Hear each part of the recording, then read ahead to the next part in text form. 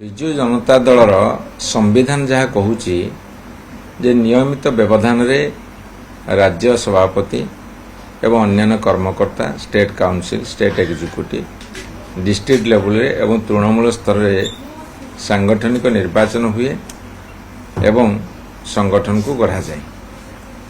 ଯେହେତୁ ଗତ ବର୍ଷ ନିର୍ବାଚନ ପଡ଼ିଥିଲା, ଆମେ ଇଲେକ୍ସନ କମିଶନଠାରୁ ଗୋଟେ ବର୍ଷ ଟାଇମ ଏକ୍ସଟେନସନ କରିଥିଲୁ ଏବଂ এই ଏପ୍ରିଲ ଶେଷ ସୁଦ୍ଧା ସଂଗଠନ କାର୍ଯ୍ୟକ୍ରମ ସାରିବ ବୋଲି ନିଷ୍ପତ୍ତି ହୋଇଛି।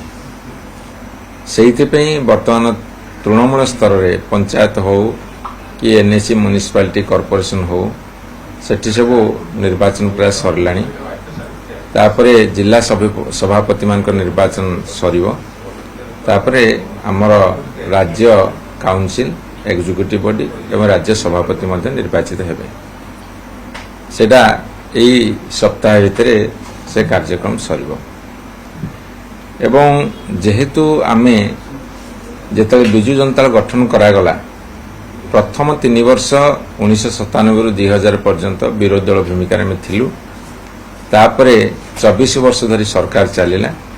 তারপরে বর্তমান বিরোধী দল ভূমিকা নিভাউছু। বর্তমান যে বিরোধী দল ভূমিকা নিভাউছু সেটা সমগ্র ভারত বর্ষরে এক ଚ୍ୟାଲେଞ୍ଜ ହେଇକି ଛିଡ଼ା ହେଇଛି। କାହିଁକିନା ଭାରତବର୍ଷର ରାଜନୈତିକ ସ୍ଥିତି ଚିତ୍ର ବଦଳି ଯାଇଛି।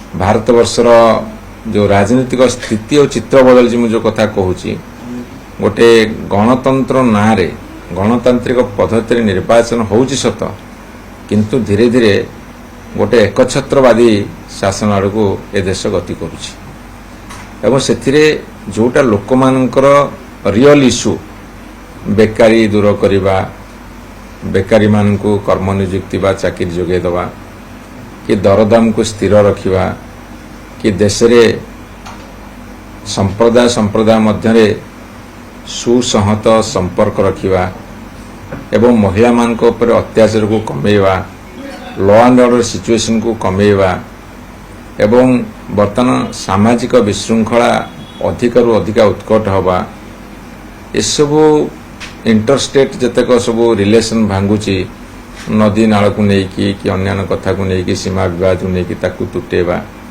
तेणु भारत वर्षर बर्तमान जो सरकार सी सांप्रदायिक भेदभाव करुची एवं देश रे गोटे अराजकता अस्थिरता सृष्टि, स्टॉक एक्सचेंज स्टॉक मार्केट बर्तमान पूरा डाउन हो एमती अनेक असुविधार सम्मुखीन होची, जोटा को अटेंशन को डाइवर्ट करने प्रतिदिन नुआ नुआ नॉन इश्यू को आनिकी इश्यू करा जाउची, रियल इश्यू गाधे जाउची।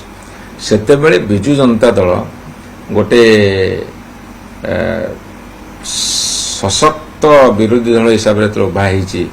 स्वाधीन भारत वर्ष पर गोटे सशक्त विरोधी दल माननीय नवीन पट्टनायक नेतृत्व में उभा होईची।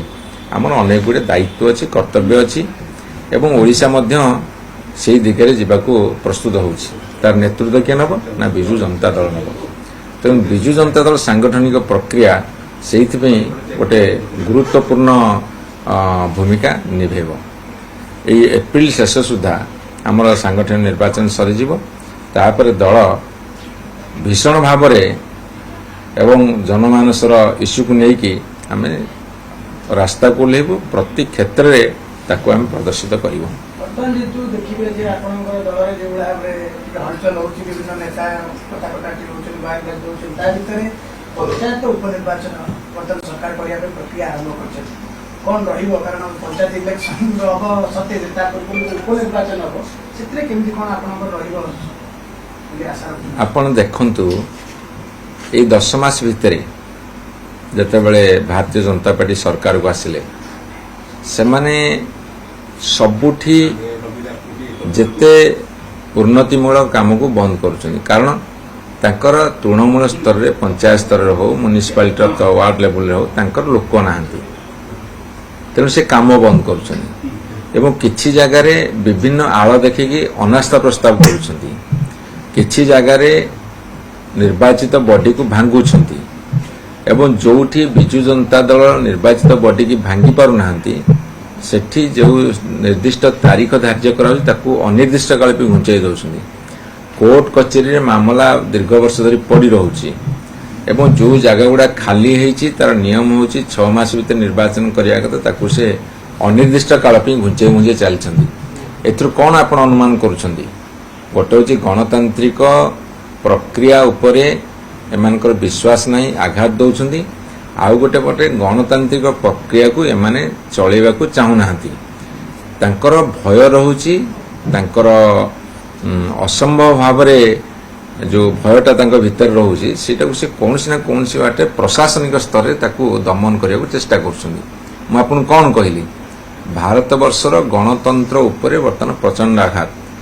ସେ ଇଭିଏମ୍ ମେସିନ୍ର କଥା ହଉ କି ଗୋଟେ ଘୃଣାଭାବ ସୃଷ୍ଟି କରିକି ନିର୍ବାଚିତ ହେବାର କଥା ହଉ, ଏସବୁ କଥା ମଧ୍ୟ ଓଡ଼ିଶାରେ ବର୍ତ୍ତମାନ ତାର ପ୍ରାବଲ୍ୟ ଦେଖାଦେଇଛି। ଏବଂ 10 ମାସ ଭିତରେ ସେ ଯେଉଁଭଳି ଭାବରେ ବଦନାମ ହେଲେଣି, ସେଇଥିପାଇଁ ମୋତେ ଲାଗୁନି ଆଉ ଭାରତୀୟ ଜନତା ପାର୍ଟି ଲୋକଙ୍କର ଆସ୍ଥାଭାଜନ ହେଇପାରିବ। ତେଣୁ ସେ ସେଥିରୁ କିଛି କରେଇ ଦେବେନି।